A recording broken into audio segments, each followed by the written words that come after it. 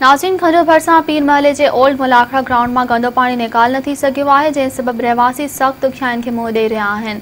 इन हवाले सां ॾिसूं था मोहम्मद जुमन चौहान जी ही रिपोर्ट। वक्त असां हज़रत शाह अब्दुल लतीफ़ भिटाई ते मौजूद है, जो ओल्ड ग्राउंड है मलाखड़ा ओल्ड ग्राउंड उते मौजूद है। उते 3 महीननि खां वठी नालियन जो गंदो पानी मौजूद है। हिते जा मूंसां शहरी मौजूद आहिनि, उन्हनि सां ॻाल्हि ॿोल करियूं था। हू मेहरान टीवी सां कहिड़ा वीचार वंडनि। भिटाई स्पोर्ट जो ग्राउंड है, कंहिं टाइम ते भिटाई स्पोर्ट जा पीपल्स पार्टी जा हिते मिनिस्टर रांदियूं रही विया, हिते अची ॾिठूं ऐं हिते असां वटि टूर्नामेंटूं लॻियूं आहिनि।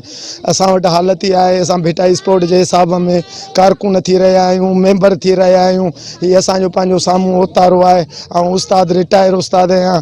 पंहिंजी जेका बि रिटायरमेंट मूं हिन ओतारे ते हणी छॾी आहे, जेका हींअर ड्रेनेज जे वर चढ़ी वई आहे। सॼी मुंहिंजी बिल्डिंग किरे थी। मूं 18 लाख रुपया साईं ख़र्च कया आहिनि उन बिल्डिंग ते। मूं मिसकिन जा साईं 18 लाख रुपया ने बिल्डिंग ते विया आहिनि। हाणे मुंहिंजो को तदारक करे ही नालियूं वालियूं ठारायूं वञनि, मूं मिसकिन जो तदारक कयो वञे, न त असीं पंहिंजो पाण साड़ींदासूं। आला ऑफिसरनि खे अर्ज़ु कयो आहे, टाउन कमेटी खे अर्ज़ु कयो अथऊं, डिप्टी कमिश्नर मटियारी खे अर्ज़ु कयो अथऊं, पर 1.5 महीना थी विया आहिनि। हीअ तव्हां ग्राउंड जी कंडीशन ॾिसो पिया। पुराणो मलाखड़ा ग्राउंड वो 88 का पहिरीं हुयो। 88 में अप्रूवल थियो। करोड़ रुपया 88 गवर्नमेंट पीपल्स पार्टी जी गवर्नमेंट ख़र्च करे हिन ग्राउंड के जो सो खूबसूरत बनायो तो जीअं भिठिया जा नौजवाननि खे रांदियुनि जी सहूलियत मुहैया करे सघिजे।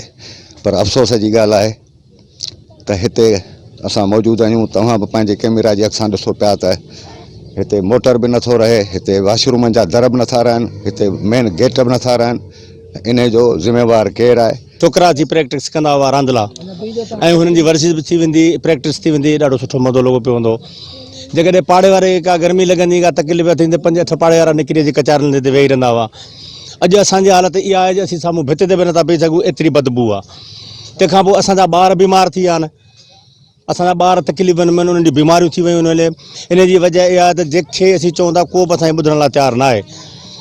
पाणी कढण लाइ 10 चकर असां विया आहियूं, चेयरमैन खे चयो आहे, टीओ खे चयो आहे, पर आसरा अॼु था करियूं सुभाणे था करियूं, कंहिं बि असांजो तदारक न कयो आहे। हिते जे माण्हुनि जूं ॻाल्हियूं ॿुधियूं, उन्हनि जो चवणु आहे त 3 महीननि खां वठी हिते जो अमलो आहे उहो पाणी जो निकाल नथो करे। गंदो पाणी नालियुनि जो आहे ग्राउंड में मौजूदु आहे। हिते जा नंढड़ा जेके ॿार आहिनि उहे जेके आहिनि रोडनि रस्तनि ते खेॾण ते मजबूर आहिनि। हिननि जूं ॻाल्हियूं ॿुधियूं, हिननि मेहरान टीवी सां पंहिंजा वीचार वंडिया। कैमरामैन आली आसिफ सां गॾु मोहम्मद जुमन चौहान, मेहरान टीवी भिटशाह।